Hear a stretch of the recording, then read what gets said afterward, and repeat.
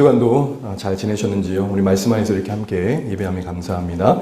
오늘 본문의 말씀을 가지고 나오미가 보인 헤세드의 삶, 나오미가 보인 헤세드의 삶으로 라는 제목으로 말씀을 좀 나누겠습니다. 오늘 이렇게 한번 시작해 보려고 해요. 여러분 성경이 총 몇 권이죠? 예, 우리 교회, 주안의 교회 성도들 너무 상식이 충만한 것 같습니다. 66권 중에 여성의 이름이 그 성경의 책 이름이 된 성경이 유일하게 2권이 있습니다. 그게 뭘까요? 상식이 충만하다고 했더니 갑자기 겸손해지시네요. 일단 룻기와 에스더의 2권이 있는데요. 화면을 보여주시면 시대가 조금 다르긴 합니다. 룻기는 한 번 더 눌러주세요. 사사시대의 배경이고요. 그리고 에스더는 제가 이제 오타가 나왔어요. 포로기가 아니고 포로 귀환 시대. 한 번 더 눌러주세요. 예, 배경 속에 쓰여진 성경입니다. 그래서 시대는 조금 거리 멀고 있지만 유사점이 있어요. 일단 두 성경의 유사점 중에 하나는 하나님께서 직접적으로 자신을 드러내지 않으셨다는 점에서 어떻게 보면 공통적인 점을 갖고 있습니다. 에스더는 성경 한번 쭉 읽어보시면 알겠지만 단 한 번도 하나님의 이름이 언급되지 않아요. 뭐 기도 이런 말이 나오긴 하지만 하나님의 하자도 안 나와요. 그러다 보니까 이 성경이 정말 66권의 성경 안에 들어가야 되느냐라는 논쟁의 이슈가 됐던 성경 중에 하나입니다. 그래서 루터는 에스더서를 싫어했어요. 이건 성경도 아니다. 그럴 정도로 에스더는 오랜 시간 정경의 논란이 된 그 중심에 있었을 정도로 가만히 보면 그냥 단순한 문학 작품 같단 말입니다. 두 번째로 룻기는 그나마 조금 더 나은 면이 있죠. 왜냐하면 내레이터나 등장인물들의 진술과 입술을 통해서 하나님이 언급되긴 합니다. 그러나 공통적으로 하나님이 직접적으로 나타나셔서 자신의 모습을 드러내신 장면은 없어요. 어떤 행동이나 말을 통해서 단 한 번도 공식적으로 자기를 나타내지 않으셨다는 거죠. 여러분, 이와 같은 구조가 갖는 의미가 무엇일까요? 우리의 현실을 반영하는 거 아니겠습니까? 우리의 현실, 우리의 신앙의 삶에서 사실은 날마다 하나님의 함께 계심이 살아있듯 느껴지지 않을 때가 더 많죠. 부재라는 방식으로 우리는 함께 하신 하나님을 바라봐야 됩니다. 그래서 이스라엘 백성들이 광야를 지날 때 매일 만나가 떨어지는 그런 신령한 체험도 사실 우리에게는 매일 주어지는 것도 아니죠.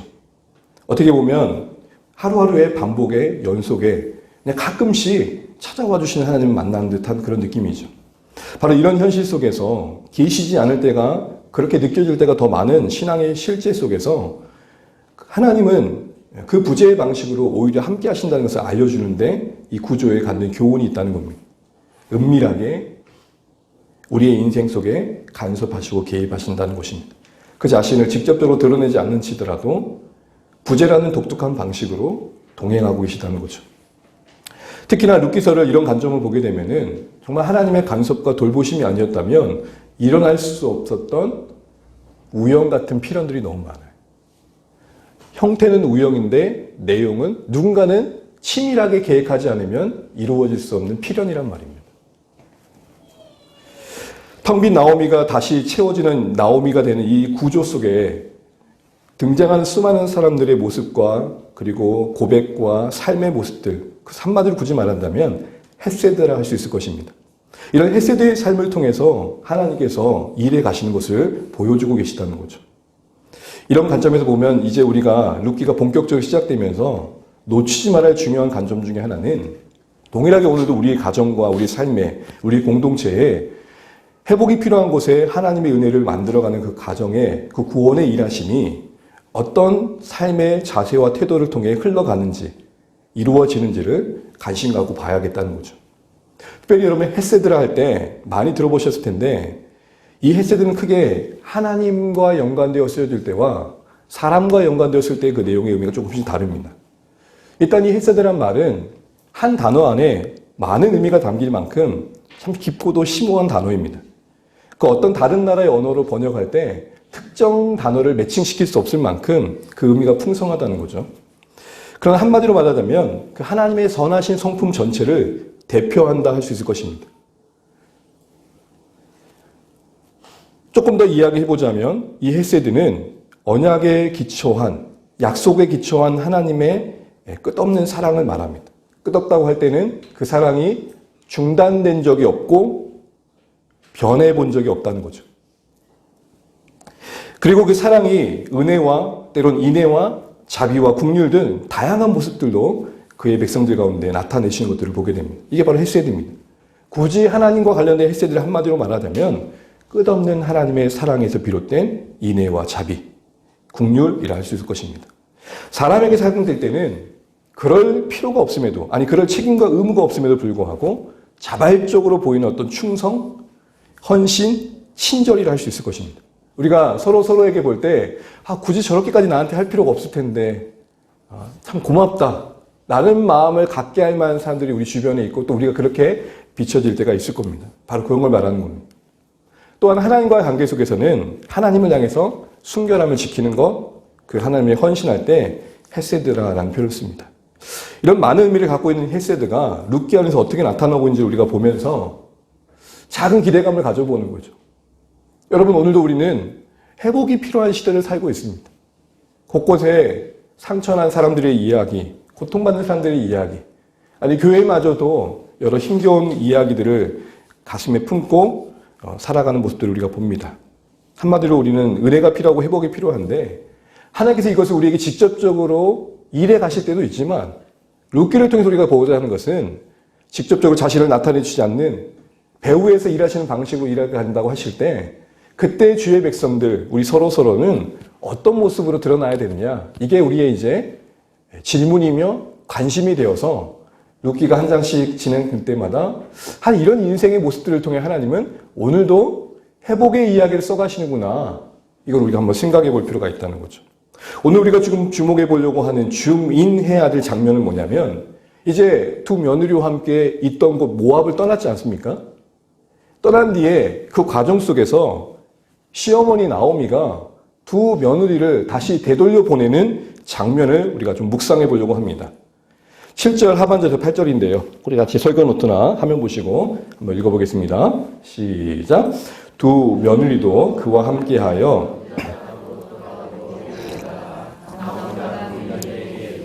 너희는 각기 너희 어머니의 집으로 돌아가라. 너희가 죽은 자들과 나를 선대한 것 같이 여호와께서 너희를 선대하기를 원하며. 아멘. 크게 두 가지로 오늘의 이 본문의 말씀을 묵상하려고 하는데요. 일단 처음 볼 것은 두 며느리 곧 룻과 오르마, 그들을 향해서 시어머니 나오미가 고마움을 표현하고 있고 정말 그들의 행복을 진심으로 위하는 심정으로 각각의 친정의 집으로 되돌려보내는 배려와 희생을 보여줍니다. 함께 가면 귀찮아서가 아니라 진짜 이 두 사람을 위해주는 모습들을 곳곳에서 보게 됩니다. 먼저 두 며느리의 수고를 당연시하지 않고 고마움을 표현하는 나오미를 볼 텐데요. 여러분, 지금 나오미가 처한 상황은 한마디로 말하면 끔찍하다 할 수 있을 것입니다. 주변을 돌아볼 소위 마음의 여유가 있을까요, 없을까요? 여러분이 만약 이 처지라면 어떡하겠어요? 소위 우리는 흔히 인심이 어디서 나온다 그러죠? 네, 곳간에서 나온. 이 말의 의미가 뭐죠? 우리가 그래도 좀 여유가 있어야 다른 사람을 좀 돌아보고 베푸는 거 아니야? 인지상정 아닙니까? 우리 모두가 그럴 것입니다. 근데 여러분, 나오미가 그런 여유가 있냐는 거예요. 사실 살아있다 할 뿐 죽은 것과 다를 바 없는 사망 선고를 받은 형편 아닙니까? 이제 남편 죽고 두 아들 죽고 들려있는 손에 그 무엇이 있습니까? 아마 베들레헴에서 떠날 때 모든 걸 챙겨왔을 텐데 이제는 모든 것을 잃은 여인이 되었습니다. 홀로 남겨졌죠. 그 여인이 표현했던 것처럼 이제는 늙어졌습니다. 시간이 흘렀단 말입니다. 예전 같지 않다는 거예요. 모든 것들이 총체적으로 소망을 말하기 어려운 형편의 나오미가 있습니다. 여러분, 이렇게 마음이 어려운, 형편이 어려운 상황에 처하면 보통 우리는 누군가에 향해 어떤 상황에 대해서 정의 없는 반응을 보이거나 때로는 원망으로 누군가를 탓할 때가 많습니다. 쉽게 말하면 희생양을 찾는 거죠. 내 안에 일어난 분과 이걸 쏟아낼 수 있는 대상을 찾는 거예요. 흔히 희생당하는 사람이 누굽니까? 우리의 자녀들이죠. 아마 나오미 입장에서 이 며느리를 바라볼 때 이런 마음이 혹시나 들 수 있었지 않겠습니까? 우리의 시선으로 좀 이렇게 투영해 본다면 어디서 재수 없는 여자들이 집안에 들어와 가지고 집안이 그냥 풍비박살 났다. 여러분, 이런 말들을 우리의 어른들은 종종 많이 듣기도 하시고 그래서 괴로워하기도 하신다는 얘기를 듣지 않습니까? 나오미 입장에서는 그 고통의 모든 총체적인 원인을 며느리 탓으로 하고 싶었을 겁니다. 나오미만 그럽니까? 사실 우리는 누군가에게 그 모든 걸 떠넘기고 싶은 마음을 가질 때가 많습니다. 그런데 오늘 나오미는 어떻죠? 고마워합니다. 원망보다는 며느리의 수고를 인정해주고 정말로 감사를 표현합니다. 그게 8절에 나와 있는데 이렇게 고백합니다. 너희가 죽은 자들과 나를 선대한 것 같이. 선대한다는 말이 두 가지가 나오는데 앞에 있는 선대와 뒤에 있는 순도가 의미가 다릅니다. 뒤에 있는 부분 뒤에 다시 다르고요.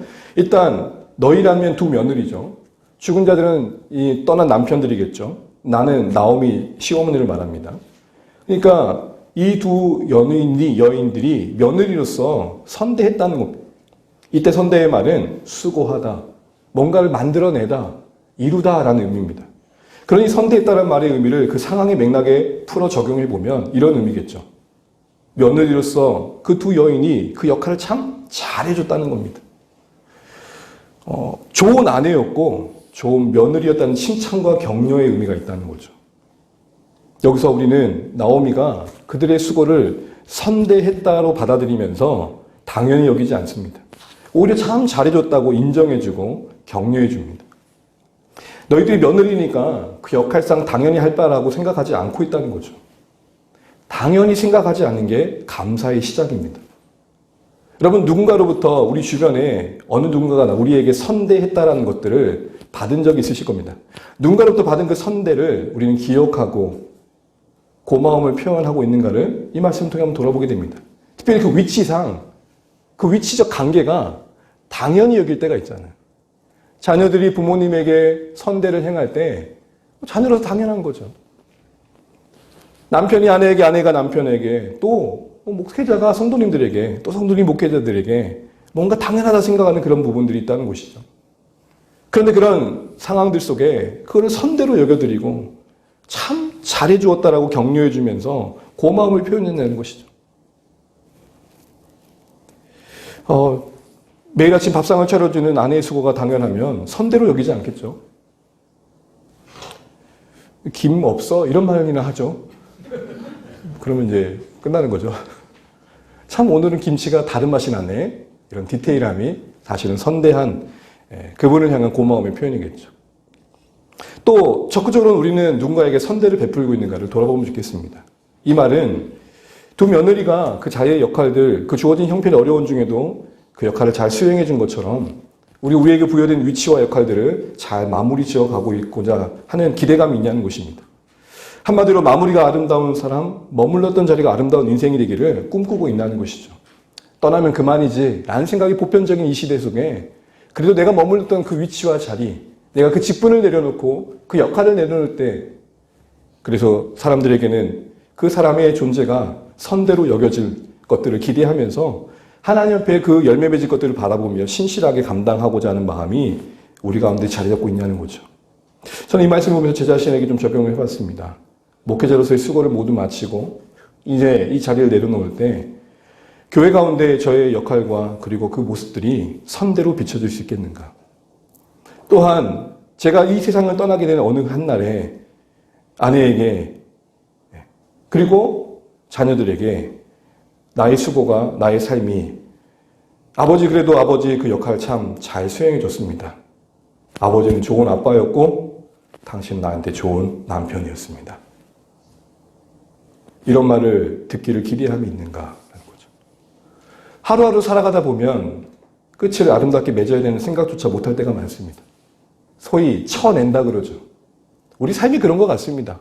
그냥 하루하루를 쳐냅니다. 그러니 끝을 채 생각하지 못하고 어떻게 우리가 마무리되어질지를 모른 채 살아낼 때가 참 많은 것 같습니다. 여러분, 우리가 부족하지만 그래도 우리의 인생이 결국 매듭지는 그날에 당신은 참 좋은 성도였습니다. 당신은 참 좋은 남편이고 아내였습니다. 당신은 참 좋은 직장 동료였습니다. 이웃이었습니다.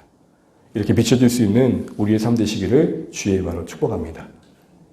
이러지 않았으면 좋겠습니다. 그 사람 떠나고 난 다음에 이제서야 하는 말인데요, 목사님.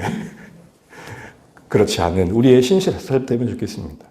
두 번째로 볼 수 있는 것은 이 나오미의 배려와 희생입니다. 배려라는 것은 나보다는 남을 더 염려하는 거 아닙니까? 타자를 향한 염려입니다. 희생이라는 것은 그 염려를 따라 그 무언가를 내어주는 겁니다. 사실 계속 말씀드린 것처럼 나오미는 자신을 돌봐줄 사람이 없었습니다. 그 처지가 어떻게 보면 홀로 던져진 삶이라 할 수 있습니다. 이 말을 다른 말로 말하면 두 며느리가 꼭 필요했어요. 고향에 돌아갔을 때에 이제 자신이 늙어 노동을 할 수 없었던 측면을 생각해 본다면 생계를 위해서라도 이 두 며느리는 노동력의 측면에서도 필요했던 것이죠. 그의 생계와 깊은 연관이 있는 거예요. 그래서 여러분 후에 보게 되면 나오미의 며느리로 함께 계속 갔던 루시 어머니를 봉양하기 위해서 뭘 하죠? 이삭을 줍잖아요.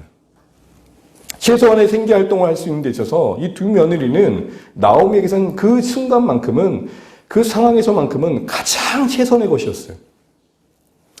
이런 면에서 두 며느리를 돌려보낸다? 어떻게 보면 스스로 위험을 자초하는 거죠.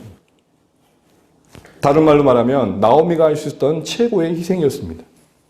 자신에게 가장 필요했던 것을 지금 내려놓는 어떻게 보면 아낌없이 주는 헤세드의 모습을 보여주고 있는 것이죠.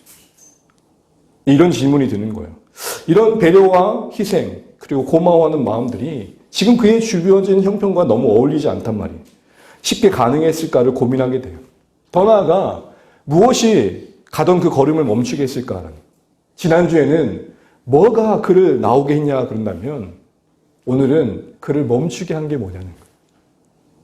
나를 위해 살아가고 싶고 우리 가족만을 위해 살아가고 싶고 내 인생의 목적만을 위해 살아가고 싶은 나만을 생각할 수밖에 없는 그 걸음들을 멈추고 그래도 내가 지금 내어줄 수 있는 그 무엇을 내어주고 그곳에서 하나님이 원하시는 그 어떤 밝음을 만들어내는 삶을 살기 위해 우리에게 필요한 게 뭐냐는 거죠. 먼저 우리는 이 나오미의 이 배려와 희생 그리고 며느리에게 고백하는 이 고마움이 당연한 게 아니었다는 것을 우리는 먼저 알아야 됩니다. 뭐예요? 고민이 있었어요. 그럼 7절 끝부분을 보시죠. 7절 끝부분을 보시게 되면 어떻게 표현되어 있습니까? 두 며느리와 함께 뭐 하다가 길을 여러분 이게 조금 상상이 되십니까? 길을 가다가 저희 아버지가 저를 괴롭히신 건 아니겠죠. 저희 어린 시절 추억 중에 저를 목욕탕을 자주 데려가셨습니다. 저는 참 힘들었던 게 저희 아버지는 목욕탕에서 정말 많은 걸 해가십니다.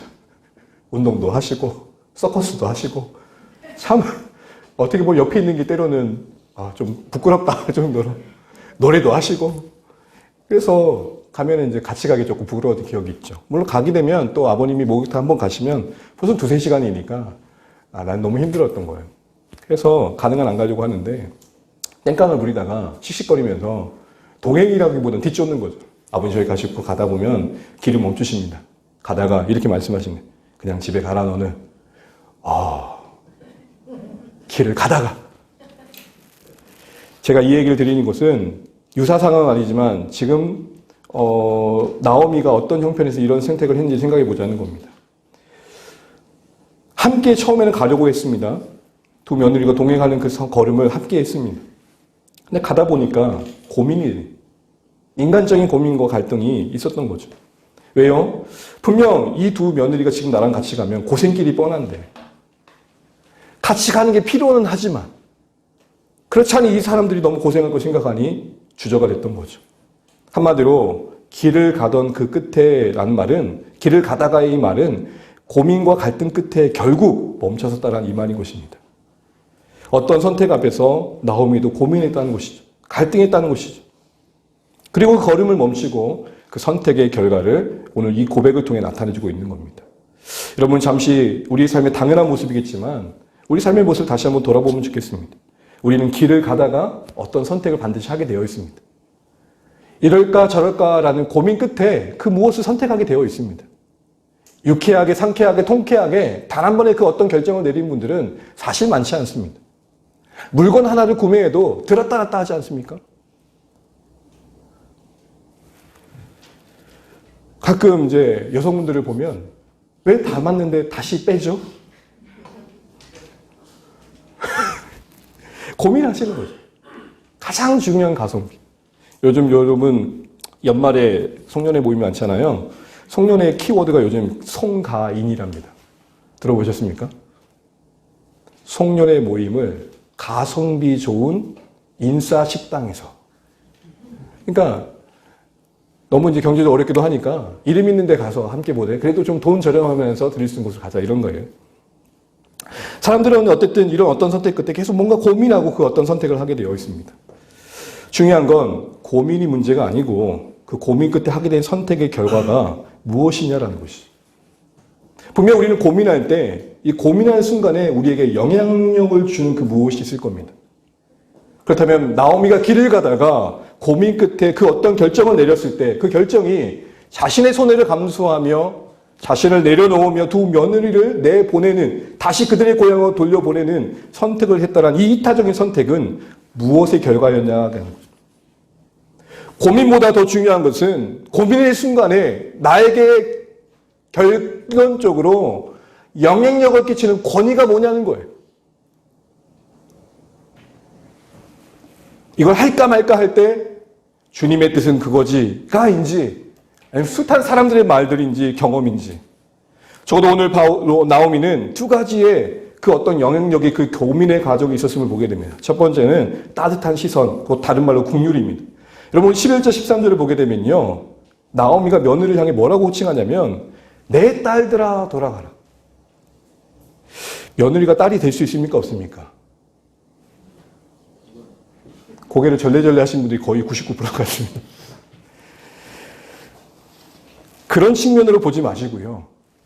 나오미가 시어머니 입장에서 며느리들을 딸 자식이 겪는 고통스러운 모습을 보는 것처럼 애잔한 마음으로 바라보고 있다는 것을 생각해 볼 필요가 있는 거예요. 그 긍휼이 그 두 며느리의 삶의 진정한 행복을 위한 이타적인 선택의 시작이었던 것이죠. 지극히 자기중심적일 수 있는 그 형편 속에서 긍휼이 그 걸음을 주장했다는 겁니다. 여러분, 따뜻한 시선과 긍휼은 둘러싼 자신의 삶의 새로운 출발을 만듭니다. 그 다음 화면을 보여주시면 임인한이라는 형제예요. 임인한이라는 형제인데 이 임이라는 형제가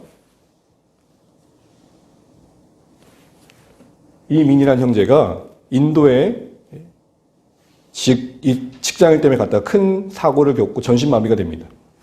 그리고 나서 온몸이 이제 스스로 움직일 수 없는 전신마비, 목 아래 모든 것들을 움직일 수 없는 상황 속에 국내에 들어오게 되는데 아빠로서 얼마나 미안했겠어요.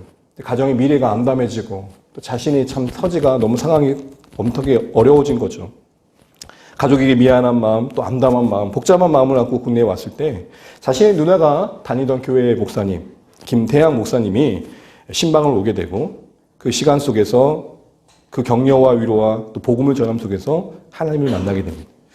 그리고 나서 이분이 병실에 같은 환자들을 이제 돌아보니까 그분의 고백이에요. 내가 이 전신마비 가운데 경험했던 하나님의 은혜를 안고 주변을 이제 보다 보니까 병실에 누워있는 사람들이 다르게 보이더라는 거예요. 내가 줄 수 있는 도움을 좀 주면 좋겠다. 그래서 이 시작이 그 역항우를 향한 국률의 시선이 시작이 되어서 스탠드업 커뮤니티라는 장애를 둔 전신의 어려움을 겪고 있는 가정의 구성원을 둔 그런 가정을 돕는 그런 사역들이 시작되게 됩니다. 이 가정에서 여러분 잘 알고 있는 위라클의 박위란 형제도 도움을 받게 돼요. 지금 여기가 그래서 나는 인생을 매일 쓴다라는 이 책에 이 단체가 7주년을 기념하면서 그동안 있었던 일을 남겨놓고 있는데 결국 이 책의 내용을 가까이 쭉 이렇게 보다 보면 한 사람이 겪은 끔찍한 상황, 자기 몸 하나 추스릴 수 없는 상황 속에 던져진 그 형편 속에서 어쨌든 하나님이 그 삶 가운데 들려진 복음 안에서 품게 된 긍휼의 시선이 새로운 출발을 만들어서 공동체가 시작되고 그 공동체에 비슷한 형편의 사람들이 모이면서 새로운 스탠드업을 만들더라고요. 특별히 이 스탠드업 단체의 이름은 어디서 나오냐면 달리다구. 소녀야 일어나라. 스스로 일어날 수 없는 이들에게 그 말씀이 적합하다 하여서 붙여진 이름이라고 합니다.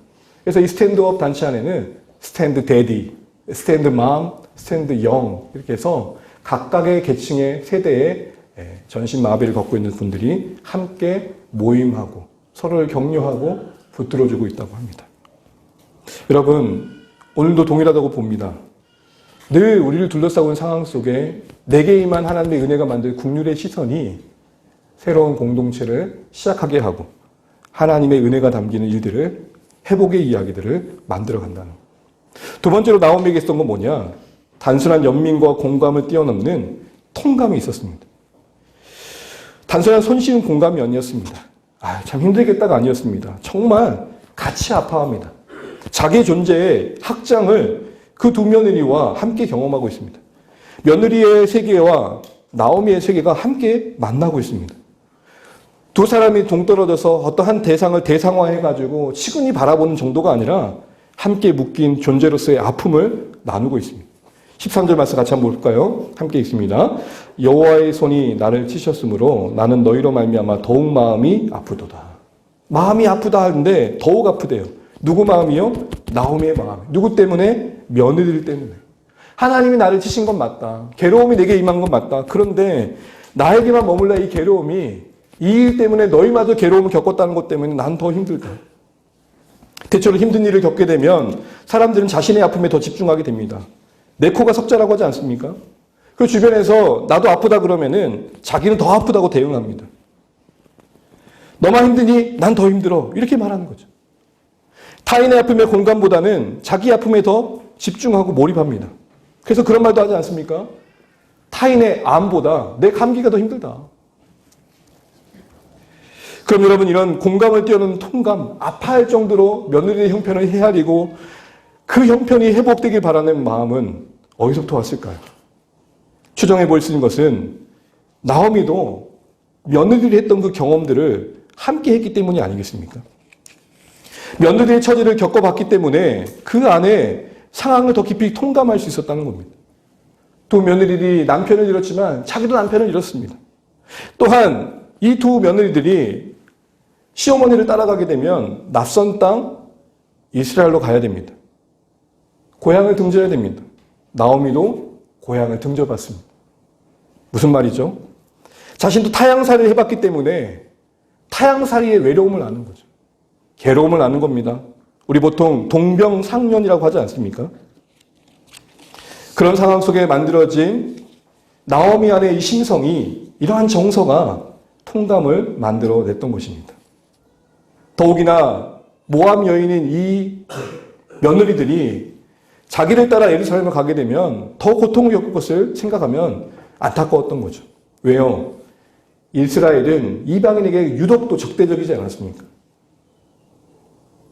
여러분 여기서 한 가지 생각해 볼 게 있습니다. 우리는 많은 상처와 여러 모양의 고통, 시련을 겪을 때가 있습니다. 중요한 건 뭐냐? 잘 지나가시기 바랍니다. 잘 지나가야 될 것입니다. 그것이 나를 잘하게 하는 것이 되느냐. 이게 참 중요하다 생각됩니다. 그 고통과 시련 속에서 타인에 대한 이해가 깊어지는 사람이 있는 반면, 다른 말로 성숙해져가는 사람이 있는 반면에, 누군가가 쉴 수 있는 그늘이 만들어지는 사람이 있는 반면에 더 완고해지는 사람들이 있습니다. 배한봉 시인의 그늘을 가진 사람이라는 시의 내용이 이런 내용이 있습니다. 보여주십시오. 제가 한번 읽어드릴게요. 일부입니다. 양파는 겨울 한파에 매운맛이 든다고 한다.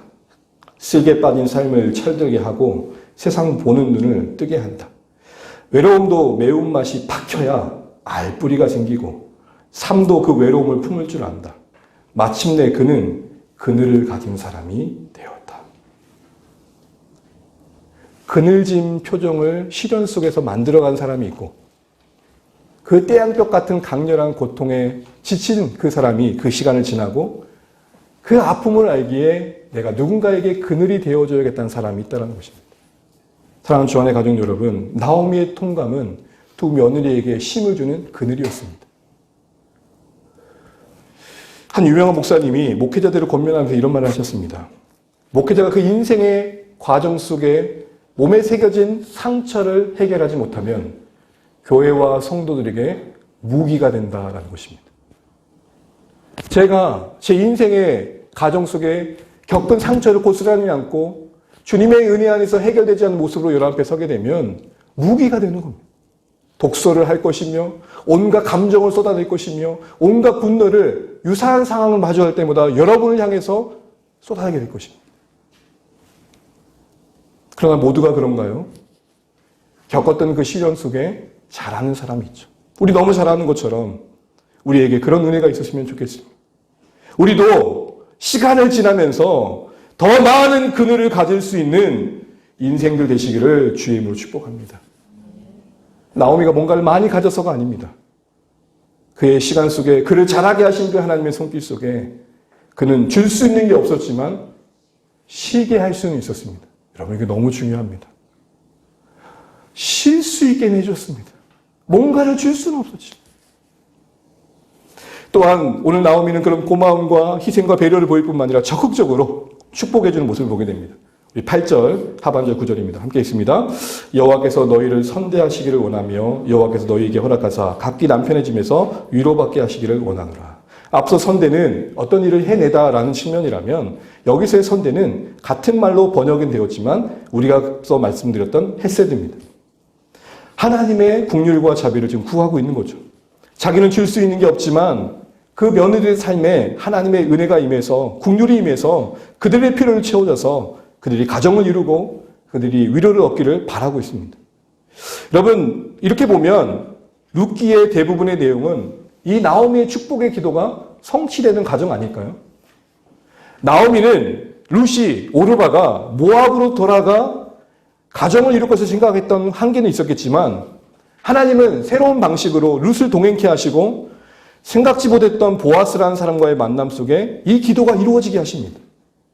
무슨 말씀드립니까? 나오미는 생각하지 않던 방식으로 하나님을 응답하셨지만 분명 이 축복의 기도가 단초가 되어서 이 축복의 기도가 씨앗이 되어서 만든 이야기가 룻기란 말입니다.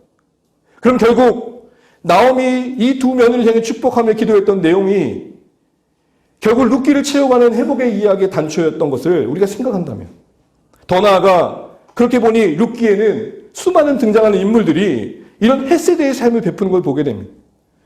서로를 축복해 줍니다. 여러분, 고용주와 피고용주 관계가 서로를 축복해 주는 관계입니까?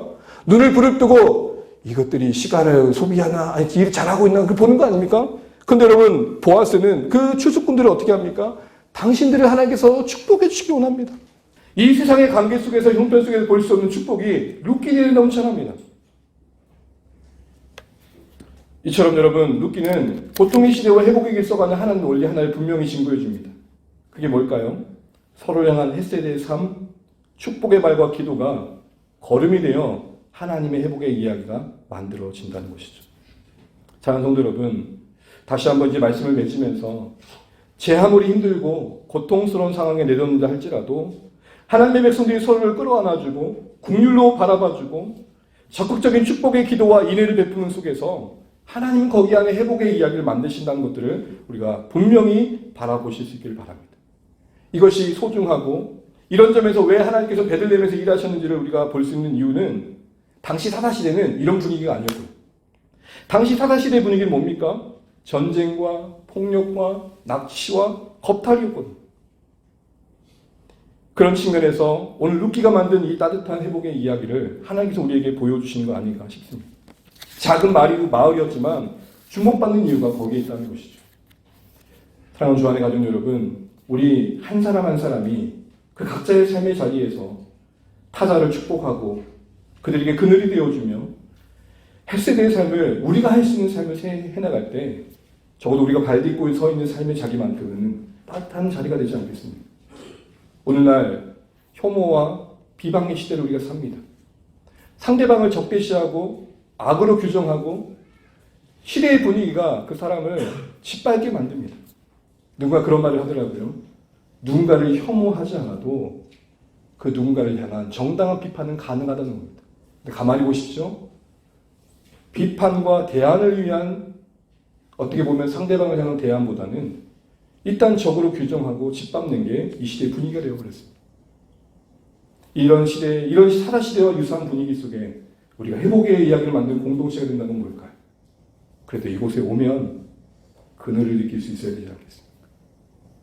그래도 이곳에 오면 뭔가 내가 용납받고 있으며 보호받고 있으며 축복받고 있다는 것들을 느껴야 되지 않겠습니까? 우리가 뭔가를 줄 수 없는 아무것도 형평 속에서도 우리는 그늘이 될 수 있다는 걸 잊지 마십시오. 긍휼이 있다면. 인생의 시기를 지나며 하나님과 엎치락뒤치락하며 만들어진 통감의 마음이 있다면 우리 모두는 거기서부터 마주한 모든 만남들 속에서 오늘 루키가 써가는 이 회복의 이야기를 만들 수 있다는 것을 잊지 마시고 오늘 이 말씀을 보면서 우리 자신과 주원에게 올려는 기도가 있으시면 좋겠습니다. 하나님, 이곳이 햇세대의 삶으로 서로를 대하며 축복의 기도와 말로 서로를 대함으로 그늘과 같은 곳이 되게 하시고 여기서 회복의 이야기가 만들어지게 해주십시오. 우리의 가정이, 우리의 관계가 그러면 좋겠습니다. 길을 가다가 결국에는 선택을 할 수밖에 없었던 나오미처럼 우리의 삶의 자리는 그런 고민이 있을 겁니다. 그 고민들이 무엇의 권위 아래서 하나님이 기뻐하시는 방향으로 가는지를 다시 한번 돌아보면서 하나님의 긍휼이 그리고 하나님이 우리 안에 만드신 통감이 그 권위가 되셔서 우리의 삶의 어떤 형편이든지 오늘 루키와 같은 이런 따뜻한 이야기들을 만들어갈 수 있는 우리의 삶이 되시고 그런 말씀으로 도전과 격려가 되시는 이 말씀 되시기를 주의 이름으로 축복합니다.